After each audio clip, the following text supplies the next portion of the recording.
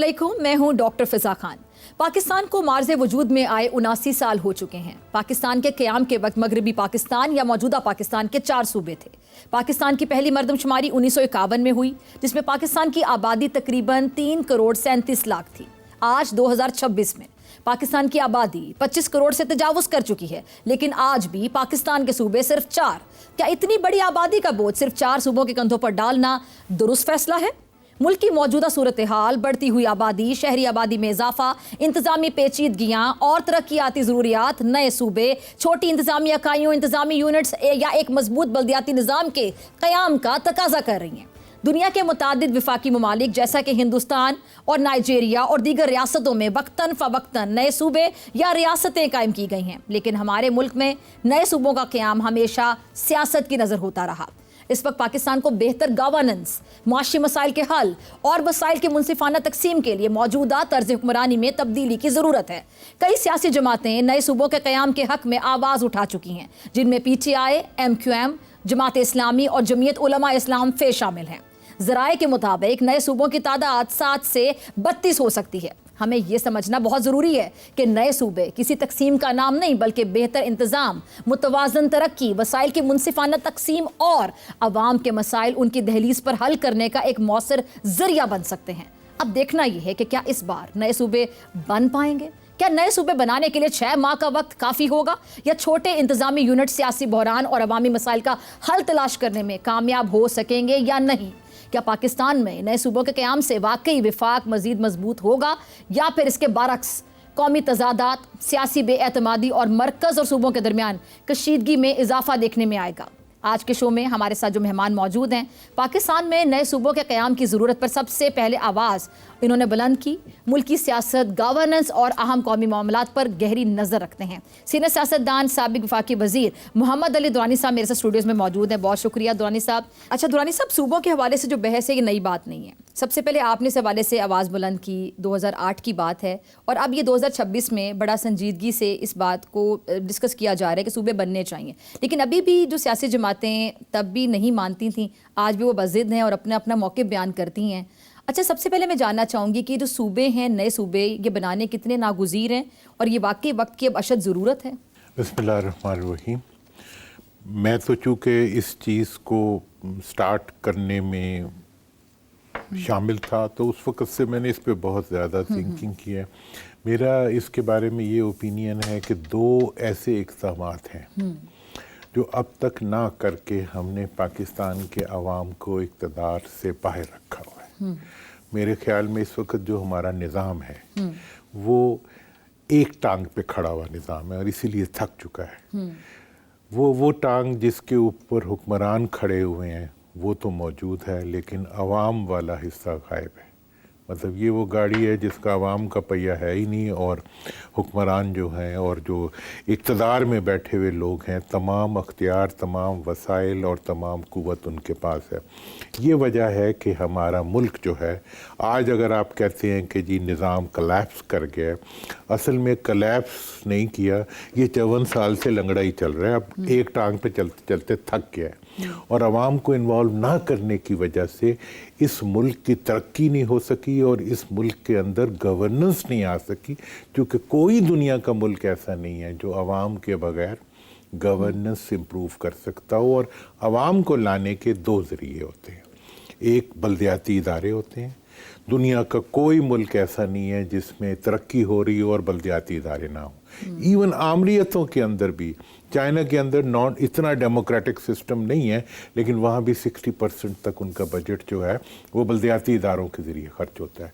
और हमारे यहाँ जुल्म है कि 73 का आइन बनने के बाद आज जो है 54 साल गुजरने के बावजूद पाकिस्तान के अंदर बल्दियाती इदारे नहीं है। दूसरी चीज़ जो बड़ी इम्पॉर्टेंट है वो ये है कि हुकूमत को आवाम के करीब लाना हुकूमतों की ज़िम्मेदारी होती है, और उसके लिए बहुत से फैक्टर्स होते हैं जिनको देख के इक़्तिदार को और हुकूमत को करीब लाया जाता है, और उसकी वजह सूबे होते हैं। चूँकि अख्तियार, ये सोचना कि चीफ़ मिनिस्टर के बग़ैर अख्तियार डिवॉल्व हो सकता नहीं हो सकता। मुशर्रफ साहब ने 2001 में बल्दियाती इदारे बनाए, जब 2002 में जब हुकूमतें आईं انہوں نے وہ ختم کر دی اور اس کے بعد بالکل ہی ختم ہو گئے. لہٰذا آپ چھوٹے صوبوں کے ذریعے اقتدار کو عوام کے قریب لاتے ہیں اور بلدیاتی اداروں کے ذریعے آپ عوام کو اقتدار میں شریک کرتے ہیں.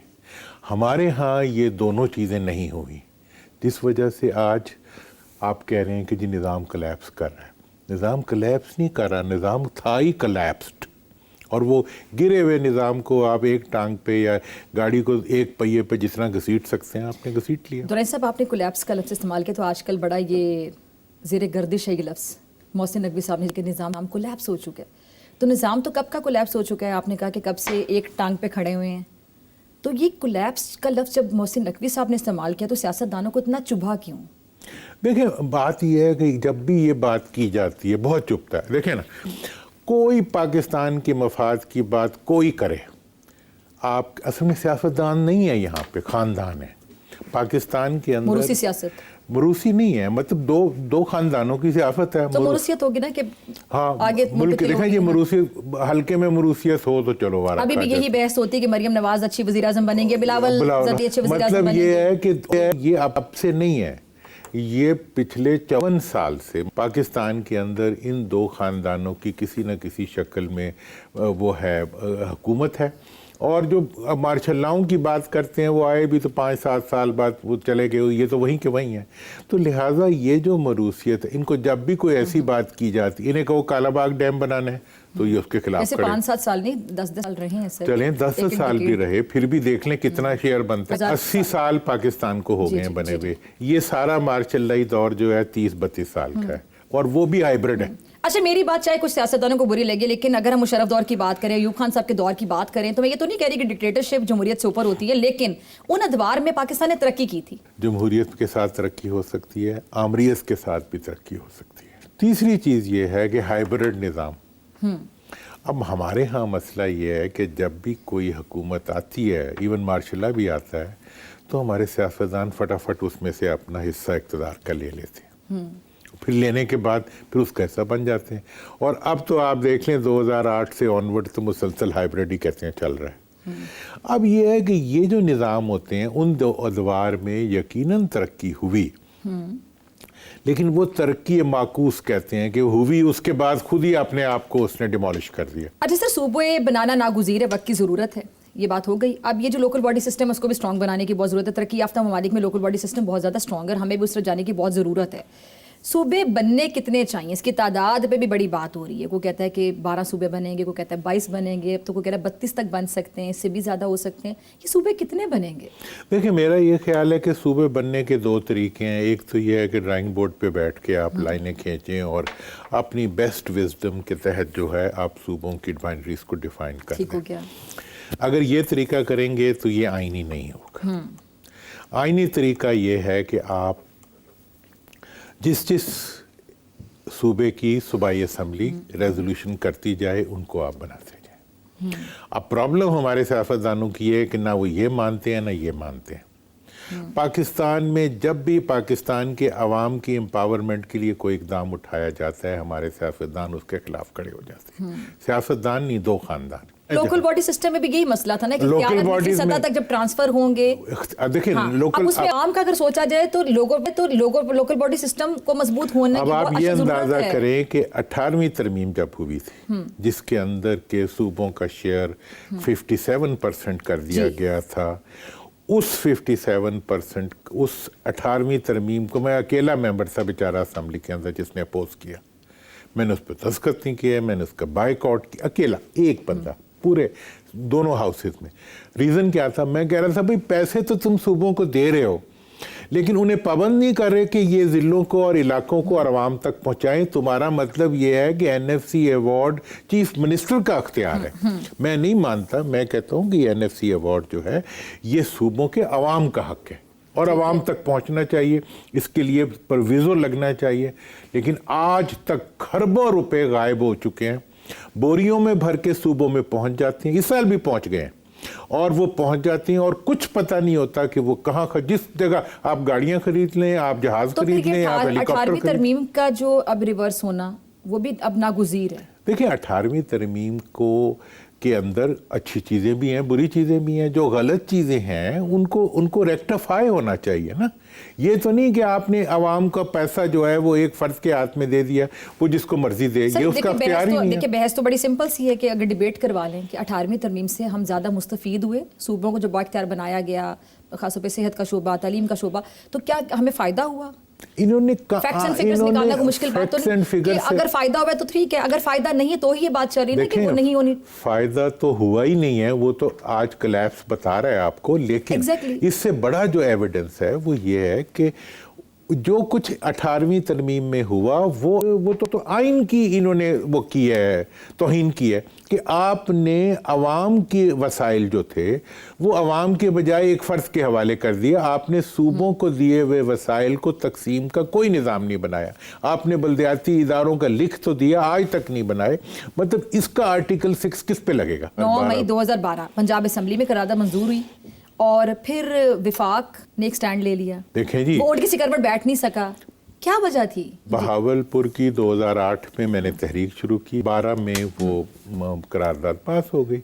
اس کے بعد اب یہ ذمہ داری تھی مرکز کی کہ وہ اس قرارداد، کیونکہ ساری پارٹیاں جنہوں نے یہ قرارداد یونینیمسلی پاس کی تھی وہ مرکز میں. تو مرکز میں پھر مسئلہ ہوا کہاں سے تھا؟ مرکز میں یہ ہوا کہ نیت خراب ہو گئی. الیکشن سے پہلے انہوں نے یہ قرارداد کر کے، چونکہ عوام کھڑے ہوئے تھے، ان کے سامنے بور ڈاؤن کیا. الیکشن کے بعد یہ مکر گئے اور آج 14 سال سے یہ مکرے ہوئے ہیں لیڈر. مطلب 14 سال سے یہ 3 صوبوں کے عوام کے وہ ہیں، مجرم ہیں. بہاولپور، جنوبی پنجاب اور ہزارہ میں 3 دفعہ قراردادیں ہو چکی ہیں صوبے میں. مطلب یہ ہے کہ کوئی ظلم کی بھی کوئی حد ہوتی ہے کہ مطلب عوام کی رائے کے سامنے یہ ایسے کھڑے ہوئے ہیں جیسے مارشل لا ایڈمنسٹریٹر ہوں. یہ سیاستدان نہیں ہے، یہ تو مارشل ایڈمنسٹریٹر ہے. جیسے پہلا مارشل لا بھی سیاستدانوں نے لگایا تھا 54 کا، یہ بھی وہ بیوروکریٹس نے لگایا تھا. یہ مارشل لا ان کا مارشل لا ہے. میں آپ کو بہاولپور کی مثال دیتا ہوں کہ جب اس وقت میں نے کیلکولیٹ کیا تھا کہ بہاولپور کا جو NFC کا شیئر تھا وہ اگر 11 بلین کا تھا تو بہاولپور پہ ½ بلین لگتا تھا. اور 10 سال کا میں نے کیلکولیٹ کیا تھا، 70% بجٹ جو تھا وہ ایک شہر پہ لگتا تھا، پنجاب کا. اور باقی یہ ہے کہ پورے ملک کو انہوں نے 4 شہروں کا ملک بنا دیا، مطلب 4 کیپٹلز ہیں اور ان کے اوپر لگتا ہے اور بس وہیں لگتا ہے. تو اس لیے یہ جو ڈی سینٹرلائزیشن کی بات ہے، نئے صوبوں کی بات ہے، اس کے نتیجے میں نہ صرف عوام امپاور ہوتے ہیں بلکہ وسائل جو ہیں وہ عوام کے قریب جاتے ہیں. عوام میں جب یہ نکلتے ہیں تو میرا تو یہی تجربہ رہا ہے کہ عوام میں سیاستدان نکلتا ہی تب ہے جب اس کو لگتا ہے کہ جانے والا ہوں میں. دیکھیں جی، اللہ کرے ہمیشہ رہیں، اللہ کرے کبھی نہ جائیں، لیکن بات یہ ہے کہ عوام کو تو بخش دینا. میری اکانومی، پرسنل اکانومی جو ہے اس کے لیے آپ نے کیا کیا ہے؟ میں تو لٹ پٹ گیا ہوں.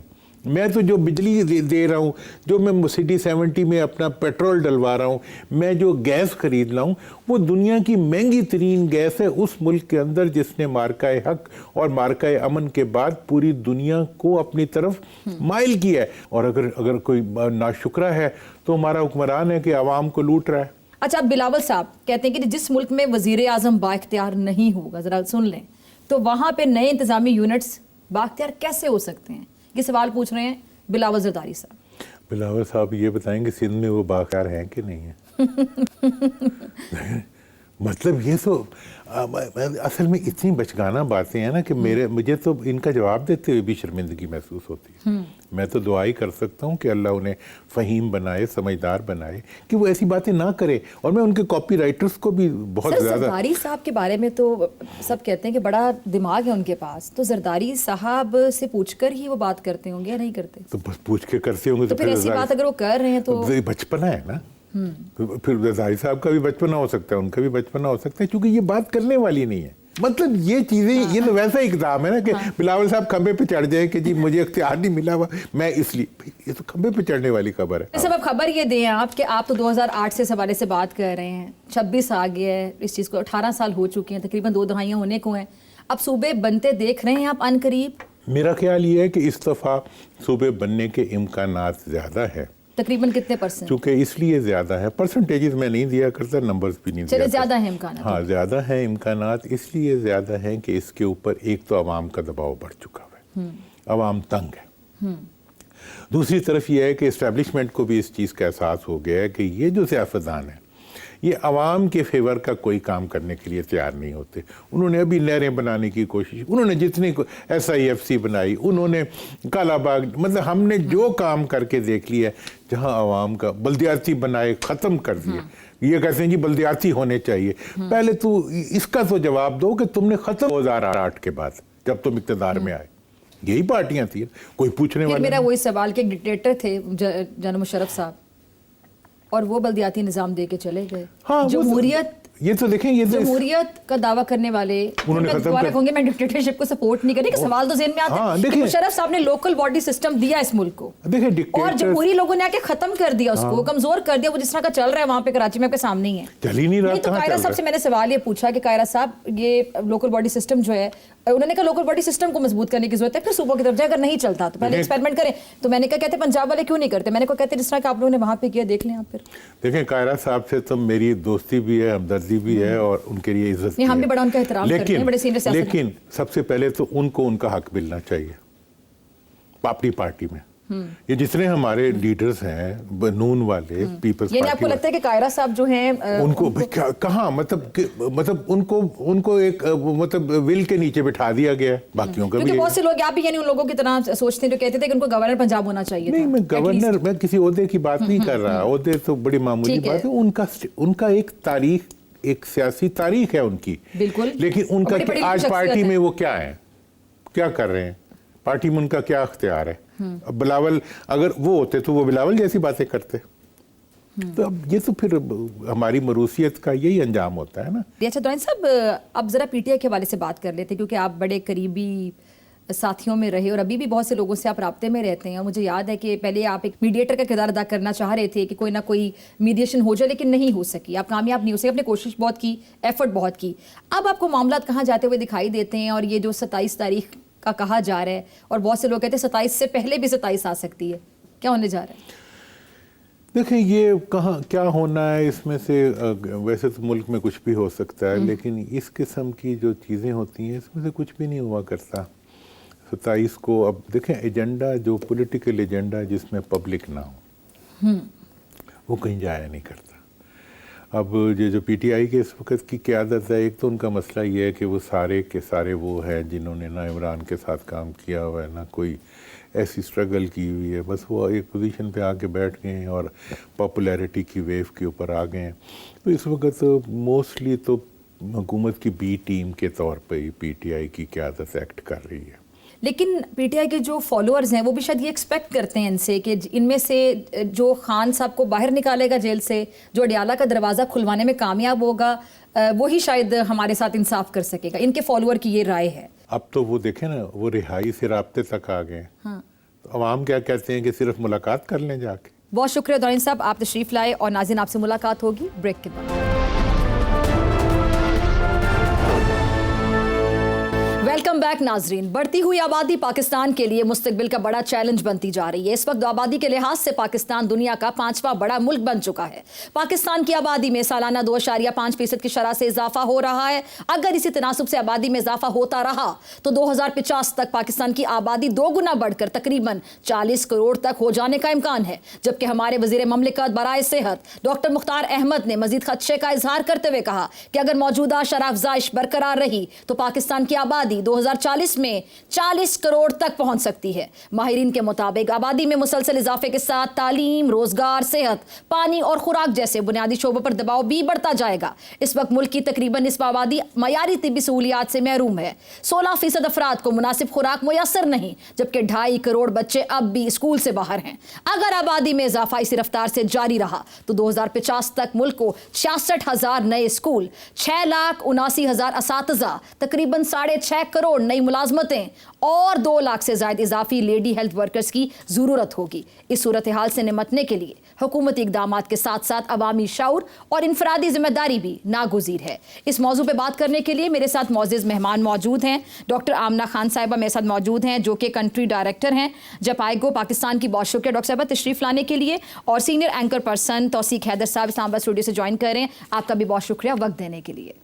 آپ کی اجازت سے توثیق میں ذرا ڈاکٹر آمنہ سے شروع کرنا چاہوں گی. ڈاکٹر صاحب سب سے پہلے میں جاننا چاہتی ہوں جو باخبر خاندانی ایک منصوبہ بندی ہوتی ہے جس کو ہم انفارمڈ فیملی پلاننگ کا نام دے دیں, تو انفارم فیملی پلاننگ آخر ہے کیا, یہ کانسیپٹ کیا ہے, اگر آپ آسان الفاظ میں سمجھانا چاہیں, اور اس سے جو خاندانوں کی ایک زندگی کا معیار ہے, کوالٹی, وہ کیسے متاثر ہوتی ہے؟ تھینک یو فضا.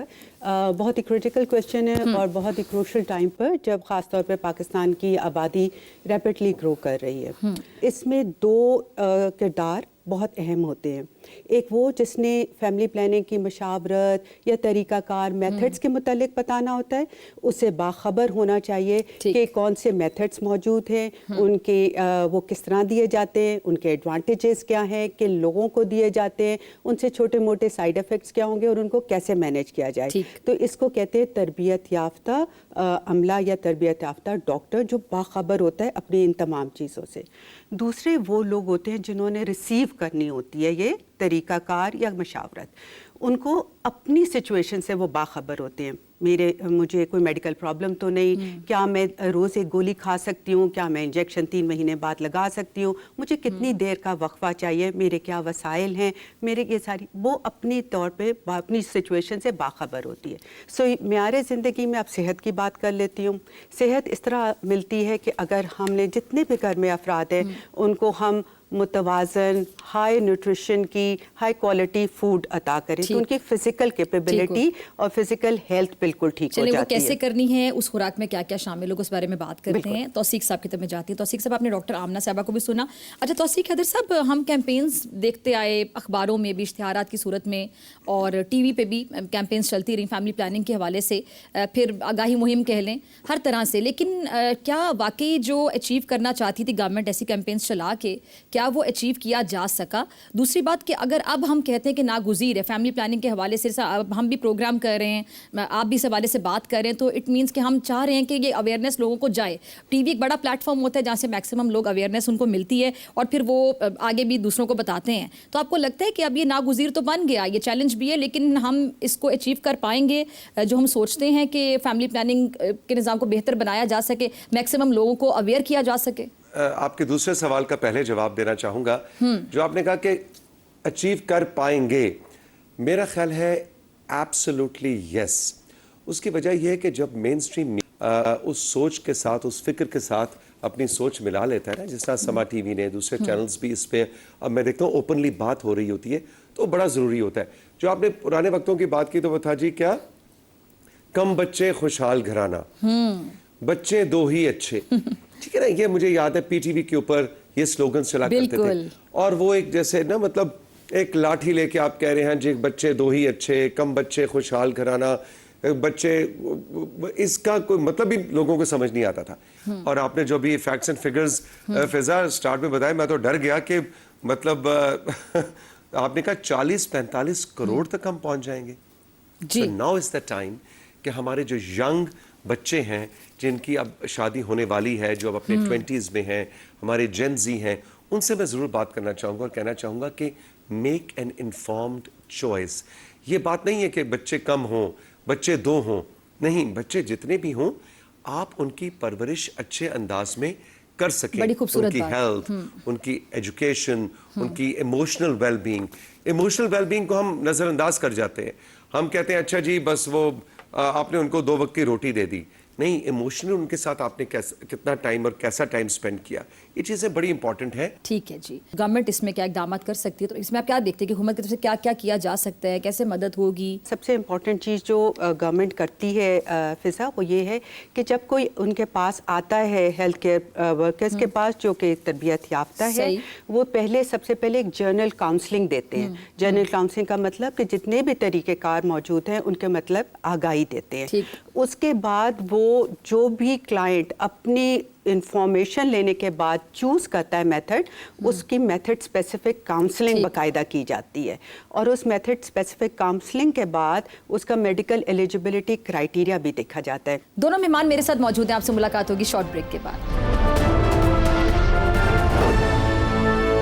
ویلکم بیک ناظرین. توثیق صاحب میں آپ کی طرف آنا چاہوں گی. ایک سوال میرے ذہن میں جب آپ گفتگو کر رہے تھے کہ مجھے یاد ہے کہ میں نے اپنے کچھ سال پہلے ایک پروگرام کیا تھا, اس میں ایک بڑے قابل ڈاکٹر میرے ساتھ موجود تھے, تو انہوں نے ایک واقعہ کوٹ کیا. اور میں ایز اٹ از ہی سنا دیتی ہوں ذرا توثیق صاحب. انہوں نے کہا کہ اندرون سنگھ میں جانے کا ان کو اتفاق ہوا اور وہاں پہ انہوں نے ایک خاتون دیکھی جو کہ جس کی لگ بھگ عمر 29 سے 30 سال تھی اور شاید 16-15 سال کی عمر میں اس کی شادی ہو گئی ہوگی. تو اس کے 9 یا 10 بچے تھے. تو وہ کہتے ہیں میں حیران ہو گیا کہ آپ اپنی عمر دیکھیں اور آپ کے اتنے بچے ہیں, شادی کو 13-14 سال ہوئے ہیں اور آپ نے 9-10 بچے پیدا کر لیے. تو کہتے ہیں اس خاتون کے جواب نے مجھے بڑا حیران کیا. اس نے کہا کہ ہمارے ہاں یہ جو بچے جب بڑے ہوتے ہیں 4-5 سال کے ہوتے ہیں تو میل نیوٹریشن کی وجہ سے, غذائی قلت کی وجہ سے آدھے بچے ہمارے مر جاتے ہیں. تو کچھ سروائیو کر جاتے ہیں, اس لیے ہم 8-10 بچے پیدا کرتے ہیں کہ آدھے مر جائیں گے تو آدھے بچ جائیں گے. اچھا, بجائے اس کے کہ جو غذائی قلت ہے, میل نیوٹریشن ہے, اس کے حوالے سے کیمپینز کی جائیں, ان لوگوں کو آگاہ کیا جائے یا ان کو پراپر خوراک اور سہولیات میسر کی جائیں, صحت کے یکسر مواقع فراہم کیے جائیں, ان لوگوں کو سمجھانے کی بڑی ظاہری بات ہے وہ اتنے پڑھے لکھے لوگ نہیں ہیں اور پڑھے لکھے لوگوں کا کام ہے کہ ان کو آگاہ کیا جائے. تو وہ بچے پیدا کرنے پہ زور دیے جا رہے ہیں. تو یہ اس طرح کے لوگوں کی پھر آگاہی کے لیے کیا کرنا ہوگا؟ بہت زیادہ بڑے لیول پہ جا کے کام کرنا ہوگا, بہت زیادہ کوشش کرنی ہوگی. میں یہ کہوں گا کہ ہماری فضا جو میل اونرشپ ہے نا, جو مرد کی اونرشپ ہے ان ایشوز پہ, وہ بڑی ضروری ہے.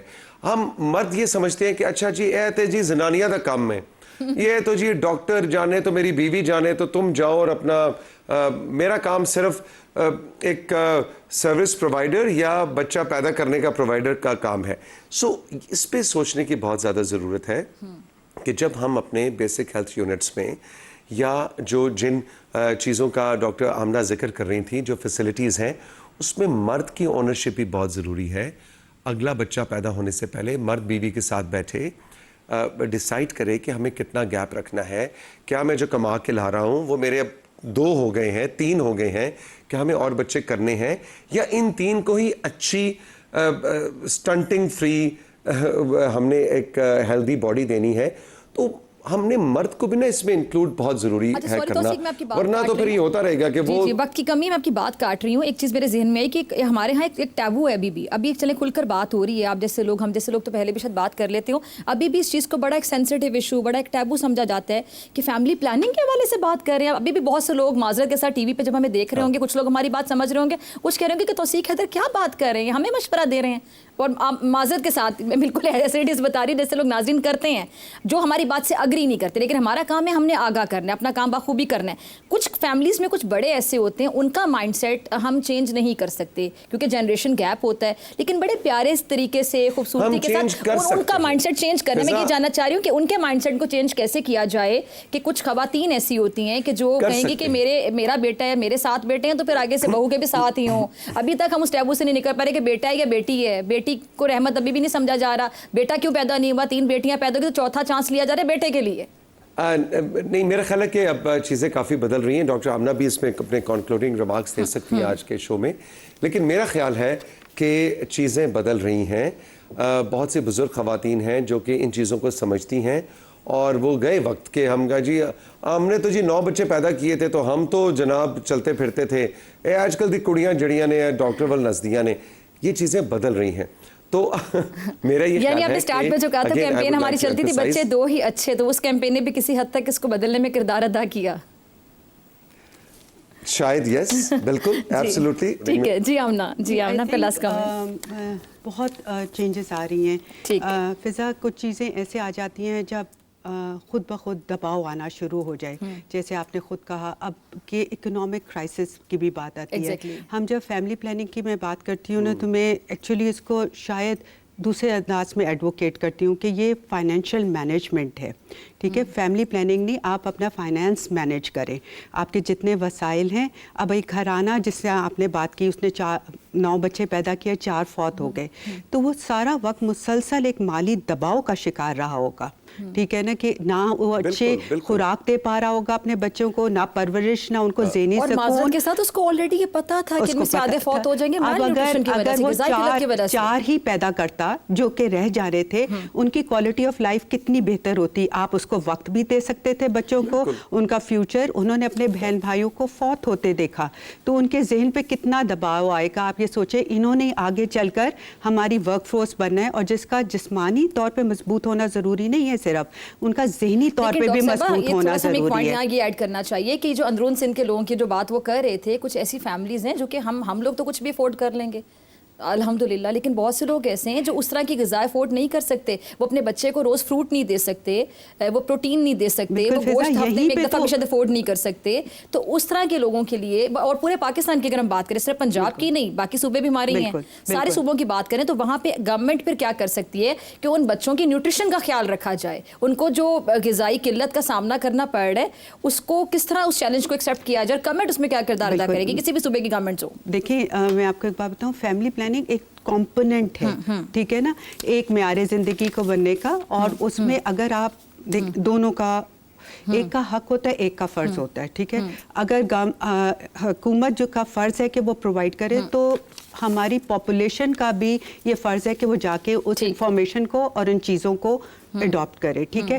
مسلسل اگر گورنمنٹ بھی ایک کام کرتا رہے اور پاپولیشن کو ساتھ ان کے نہ میچ کرے اپنی سپیڈ کو, تو پھر ہمیشہ توازن قائم نہیں رہے گا. جیسے میں نے شروع میں بات کی کہ آپ کی ریسورسز کتنے ہیں اور آپ کی ذمہ داریاں کیا ہیں. تو جو نیوٹریشن ہے اس کے حوالے سے بھی بہت کام ہوا جا رہا ہے, اور نیوٹریشن سینٹرز بھی موجود ہیں. نہ صرف گورنمنٹ کرتی ہے بلکہ پارٹنرز بھی ان کو سپورٹ کرتی ہے, اور ان کی آگاہی بھی دی جاتی ہے کہ کہاں کہاں موجود ہے. لیکن پھر بھی سب سے بڑی بات فضا, کہ اگر میرے گھر میں ریسورسز یا میرے وسائل صرف ایک بچہ یا دو بچے کے کا پورا کر سکتے ہیں, تو یہ میری بھی ذمہ داری ہے. آخر اسے کفالت کہتے ہیں, ٹھیک ہے نا. اگر آپ کفالت کرنا شروع کریں تو مجھے اپنے 5 یا 10 بچوں کی پھر پوری آخری 10 سیکنڈ سے توثیق حیدر صاحب, آپ کا last comment. I would say کہ جو فیسلٹیز ہیں, ہم عموماً کہتے ہیں کہ جی فیسلٹیز نہیں ہیں, ہم کیا کریں, کہاں جائیں. جو فیسلٹیز ہیں ان کے بارے میں جانیں, ان ماں اور باپ دونوں جا کے ان فیسلٹیز کا بھرپور فائدہ اٹھائیں. وہاں جیسے ڈاکٹر عامرہ نے کہا سٹارٹ میں کہ وہاں کاؤنسلنگ بھی ہے, وہاں پہ کانٹرسیپٹیوز کے حوالے سے بھی فیسیلیٹیشن موجود ہے. تو I think this is about time, not only Punjab بلکہ پورے ملک کے عوام کو یہ سوچنا ہے کہ ہم نے جتنے بھی بچے پیدا کرنے ہیں ان کو ہیلدی سائیکولوجیکل اور فزیکل ایموشنل ہیلتھ دینی ہے. ٹھیک ہے جی. ڈاکٹر آمنہ خان صاحبہ آپ کا, توثیق حیدر صاحب آپ کا, دونوں کا بہت شکریہ تشریف لانے کے لیے. اور اسی کے ساتھ مجھے دیجیے اجازت, آپ سے ملاقات ہوگی انشاءاللہ اگلے ہفتے, سیم ٹائم سیم چینل. اگر زندگی نے وفا کی, دعاؤں میں یاد رکھیے گا, اپنے پیاروں کا بہت خیال رکھیے گا. اللہ نگہبان.